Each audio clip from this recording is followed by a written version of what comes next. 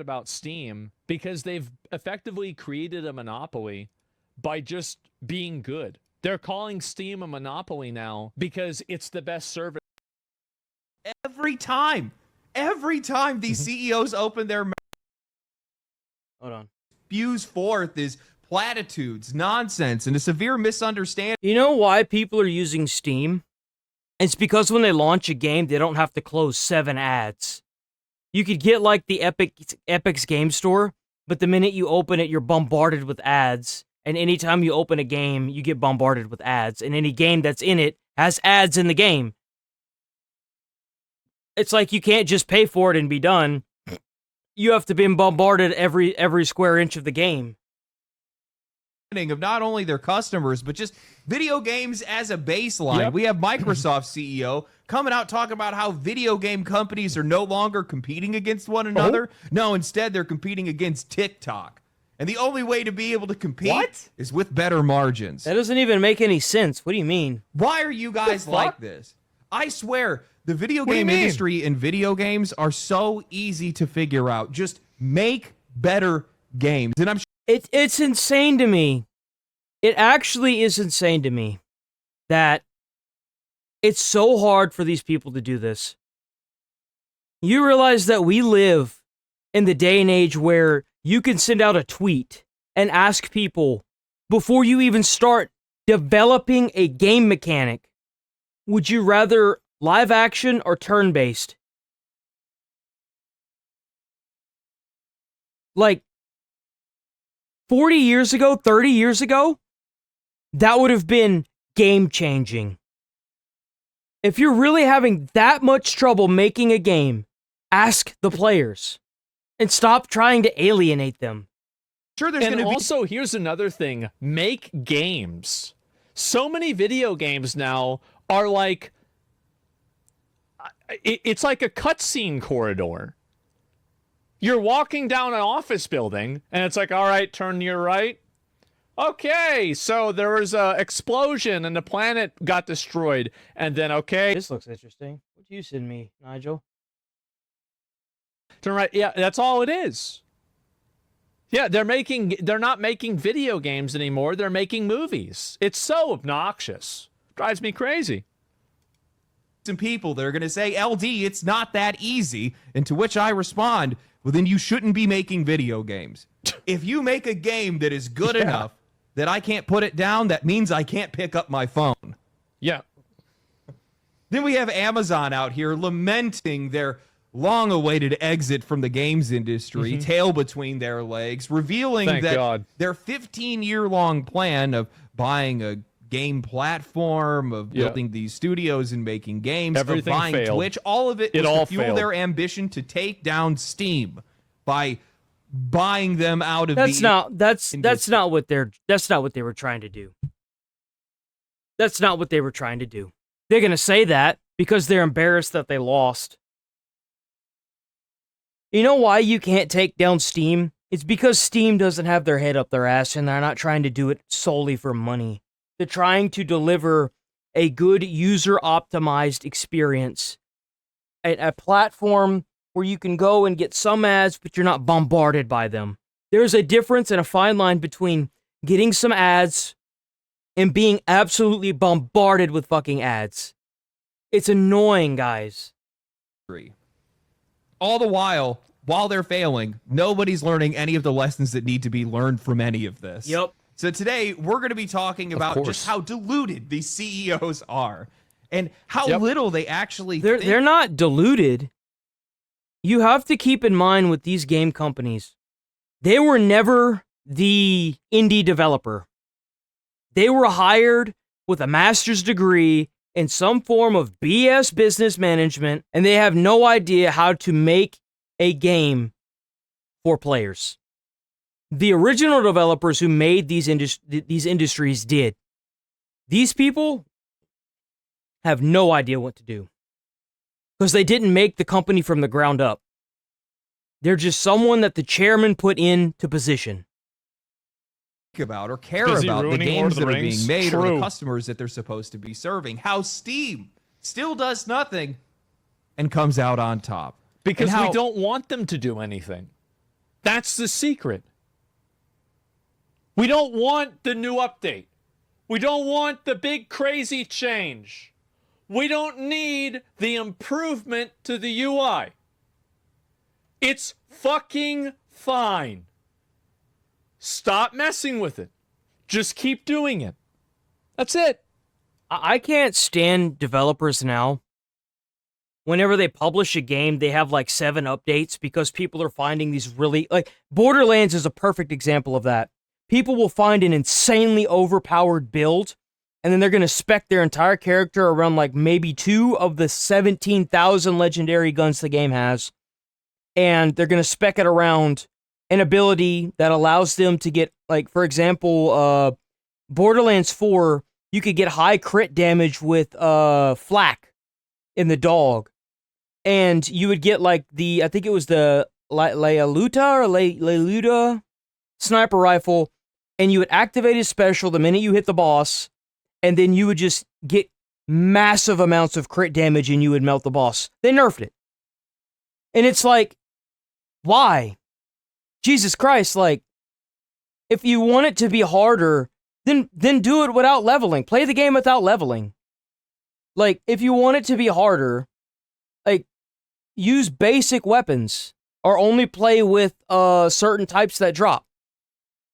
Like, stop bitching and complaining about, oh, they need to nerf this and they need to nerf that. Bro, if you that much of a bitch about it, then don't play the game. Sorry that some gamers were able to sit there and min-max damage output to melt bosses. That's how the game works. It was built and designed that way. Stop trying to micromanage players. It's annoying and you alienate them. They want to have fun. When you sit down and play a goddamn video game, you're supposed to have fun. You're supposed to be able to turn your brain off and sit there and relax after a long day of work. We don't drink alcohol as millennials. We play video games. So keep your fucking head and your fucking nose out of our goddamn games and we'll stay out of politics. Oh, wait. One dirty little book is going to ruin everything. Uh-oh. But before that, I heard that you were having trouble finding gifts for this holiday season, and it just so happens I got your back. What? I've been wondering, contemplating why are coming. Kinda is Every single... He's hired a bunch of retards to make video games. That's the issue. You got all these people that just came out of college that played games when they were younger, and all they've ever wanted to do was make games, and then they get hired by a company, and they're told to ruin a game franchise, and if they don't like it, they're going to get fired by these diverse hires. And guess what? These companies are going under now. Big surprise. That's the reason why. It's pretty fucking obvious, isn't it? I mean, I feel like it kind of is obvious. Industry has just been carved up, commodified, part and parcel. It just feels like every single move is being made to just make things that much more worse. And I've been trying to just track this mindset down, get a finger on it, and I kept hearing about this book that's titled Press Play, Why Every Company Needs a Gaming Strategy. And it came out this year, and it's been endorsed by multiple brands, most notably by Xbox. And this book is crazy. What a surprise. The whole entire thing is basically a corporate handbook about how... What a surprise. The one company that can't even put consoles on store shelves is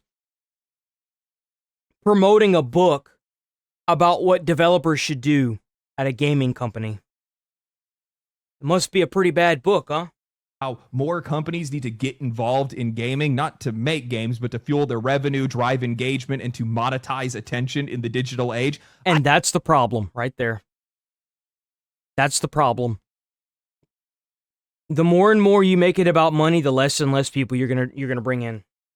Period. I haven't even finished this book yet, but the opening chapter of it just tells you everything that you need to know. They start by celebrating Burberry and Balenciaga for selling cosmetics in crypto games.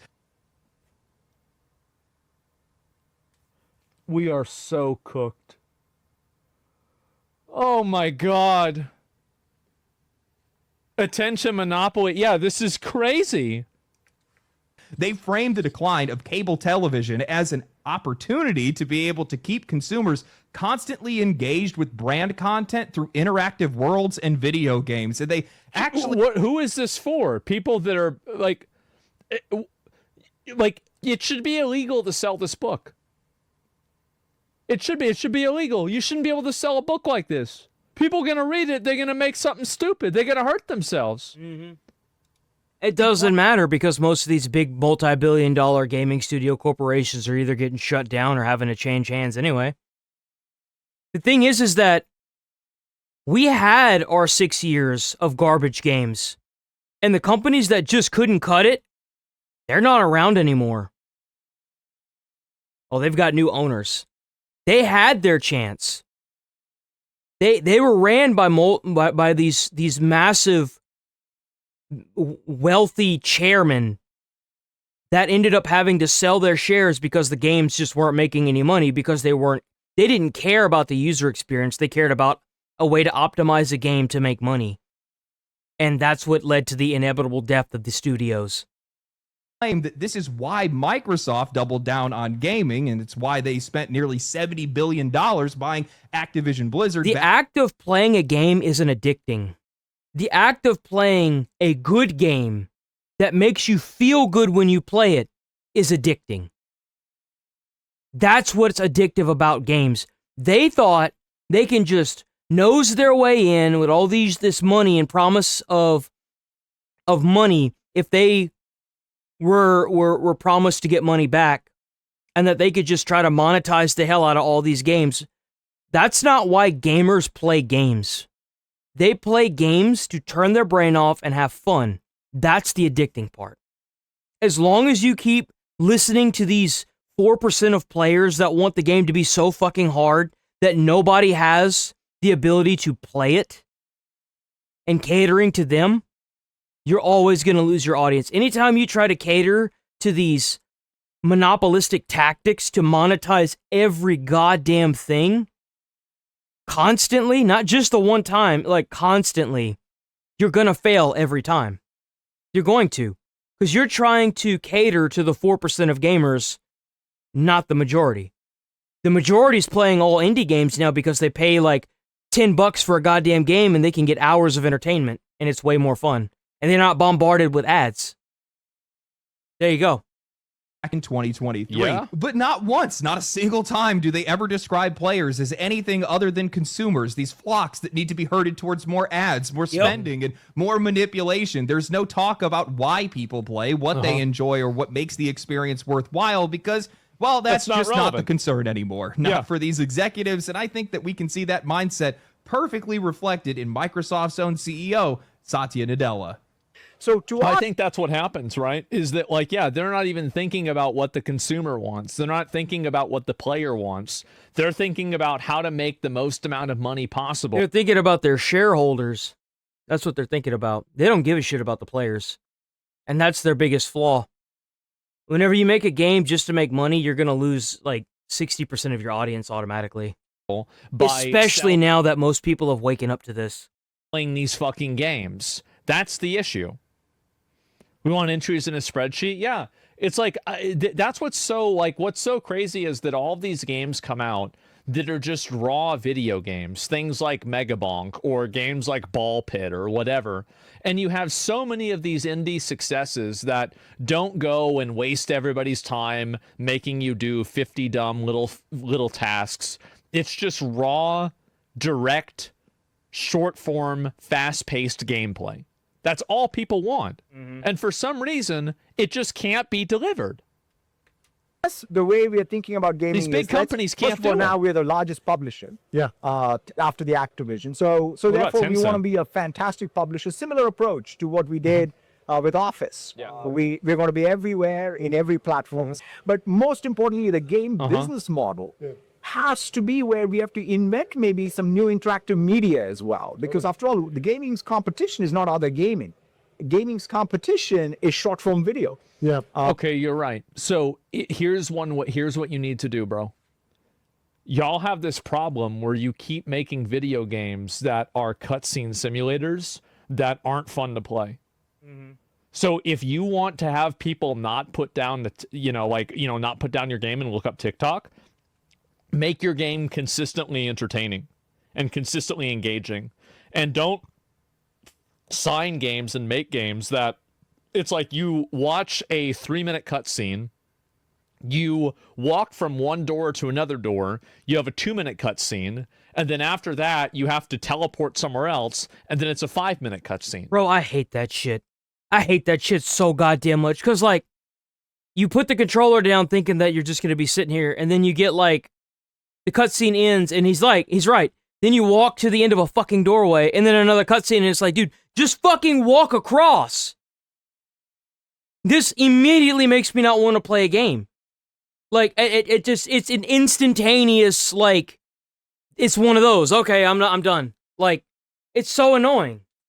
Unless that's the end of the game, that should never happen. Unless it is a story game with no gameplay. And so if we as an industry don't continue to innovate, both how we produce, what we produce, how we think about distribution, the economic model, right? Best way to innovate is to have good margins.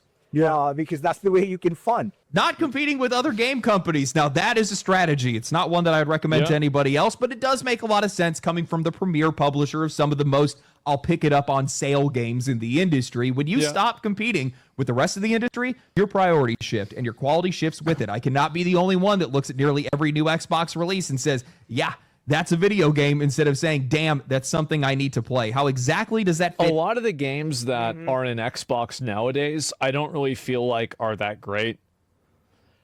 It doesn't even matter. Xbox is too overpriced anyway. It doesn't matter. I don't care what an Xbox CEO says, because they can't even keep the fucking consoles on the shelf. Because Target and Walmart have already announced that they removed Xbox off the shelves because they can't sell these goddamn consoles. They're too overpriced.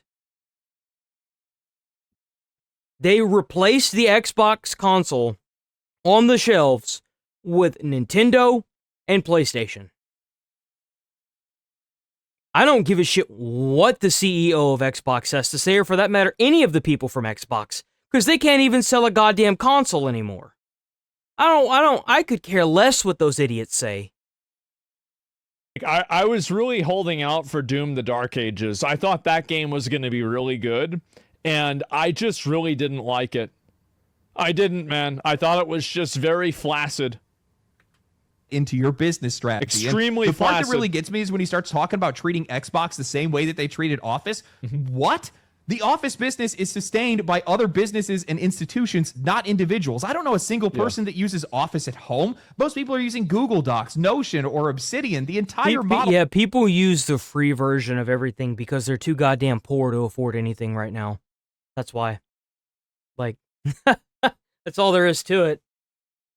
Relies on corporate licensing, not customer loyalty, and trying to apply that thinking. I don't know if I'd agree with that. I think that there's a lot of people, there's like an unspoken large amount of people that have home office. I do, because it really, they've spent so much time developing that kind of dependency on it. Yeah, I use Office at home. Yeah, I think a lot of people do, especially older people, like probably not people in our generation, but like even one generation. I could see that. I could see a lot of older people using Microsoft Office. So apparently Grand Theft Auto got delayed again. They purged the team.